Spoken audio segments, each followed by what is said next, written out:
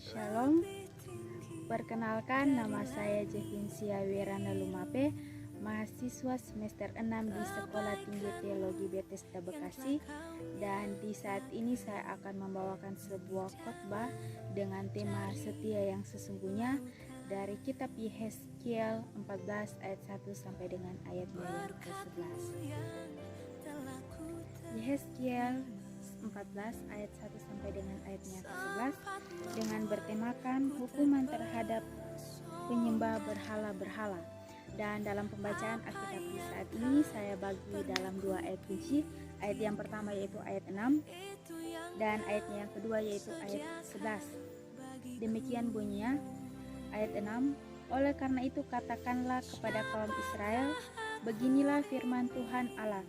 Bertobatlah dan berpalinglah dari berhala-berhalamu, dan palingkanlah mukamu dari segala perbuatan-perbuatanmu yang keji. Dan ayatnya yang ke-11, supaya kaum Israel jangan lagi sesat daripadaku, dan jangan lagi menajiskan dirinya dengan segala pelanggaran mereka. Dengan demikian mereka akan menjadi umatku, dan aku akan menjadi Allah mereka. Demikianlah firman Tuhan Allah. Tema khotbah di saat ini yaitu setia yang sesungguhnya. Bapak Ibu yang terkasih di dalam Tuhan, mengapa ketidaksetiaan adalah hal yang sangat menyakiti hati? Ini merupakan hal yang dialami oleh Allah atau yang diterima oleh Allah dari kaum Israel. Kekasih hati yang begitu Allah kasihi, dan kepada mereka ia sudah mengikatkan janji untuk setia, tetapi kenyataannya mereka berkhianat. Israel membagi cinta mereka antara Allah dengan ilah lain. Di luar kelihatannya begitu romantis dan begitu mesra dengan Allah, tetapi di dalam hati mereka menyembah ilah lain. Bapak Ibu yang terkasih di dalam Tuhan, pembacaan Alkitab kita di saat ini bercerita tentang bagaimana tua-tua Israel datang meminta petunjuk Allah kepada Yehezkiel. Allah menunjukkan bahwa mereka ini menjunjung berhala di dalam hati mereka. Meskipun mereka sekarang berada jauh dari patung dan ukiran-ukiran mereka, namun mereka membawanya dalam hati mereka, dan mereka selalu dan segera menyembahnya dalam angan-angan dan khayalan mereka. Mereka meninggalkan berhala-berhala itu di dalam hatinya. Mereka menundukkan hati mereka kepada berhala-berhala mereka, dan berhala-berhala itu bertahta di sana. Bisa juga ketika mereka datang meminta petunjuk sang nabi, mereka bertindak seperti sudah menjauhkan berhala-berhala itu dengan sembunyi-sembunyi. Mereka menyimpan berhala-berhala itu di dalam hatinya, dan kalaupun mereka meninggalkan berhala-berhala itu hanya sesaat lamanya dan bukan selamanya. Inilah yang membuat mereka tersandung dan membuat mereka bersalah di hadapan Allah. Terhadap orang-orang seperti ini Allah memerintah nabi untuk tidak menjawab mereka. Allah sendiri yang menjawab mereka dengan menentang dan melenyapkannya. Nabi yang tergoda untuk memberi jawab akan mendapat hukuman, dipunahkan dan dilenyapkan dari tengah Israel. Hukuman akan diberikan kepada umat maupun nabi yang menjawab. Allah ingin agar umatnya kembali terpikat kepadanya, bertobat dan berpaling dari segala perbuatan yang keji, dan mengetahui bahwa Dialah Tuhan.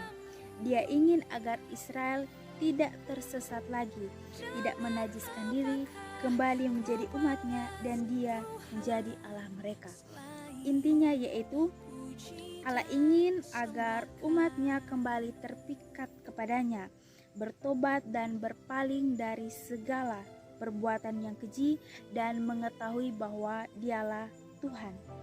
Dia ingin agar Israel tidak tersesat lagi, tidak menajiskan diri, kembali menjadi umatnya, dan dia menjadi Allah mereka. Bapak Ibu yang terkasih di dalam Tuhan, ketika melihat bagaimana Allah sangat membenci tindakan dan hati yang berpaling daripadanya dan menyembah ilah-ilah lain. Untuk itu, jangan tunggu sampai Allah menjatuhkan murkanya. Jangan tunggu sampai Allah menyatakan amarahnya. Jangan mengandalkan apapun selain daripada Allah.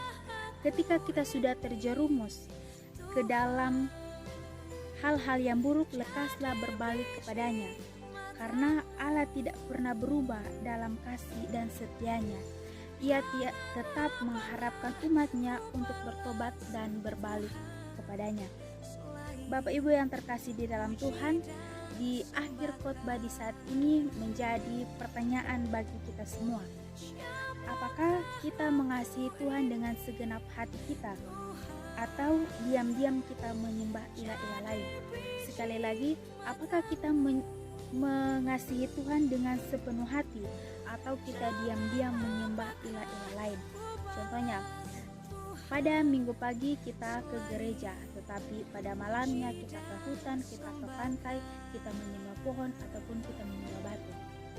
Yang contoh berikutnya, pada waktu sakit kita meminta topangan doa daripada pendeta ataupun majelis, tetapi setelah itu kita meminta bantuan dari tiap-tiap orang dan menggunakan mantra-mantra untuk kesembuhan. Kalau kita sedang terjebak di dalam hal-hal yang buruk yang mampu mengalihkan penyembahan kita kepada Allah, cepatlah kembali kepada Allah, karena di dalam penyembahan berhala tidak ada kehidupan kekal selain jurang kehancuran dan kebinasaan. Allah sumber kebenaran dan kehidupan kekal selalu menunggu anak-anaknya untuk kembali kepadanya, karena Ia setia.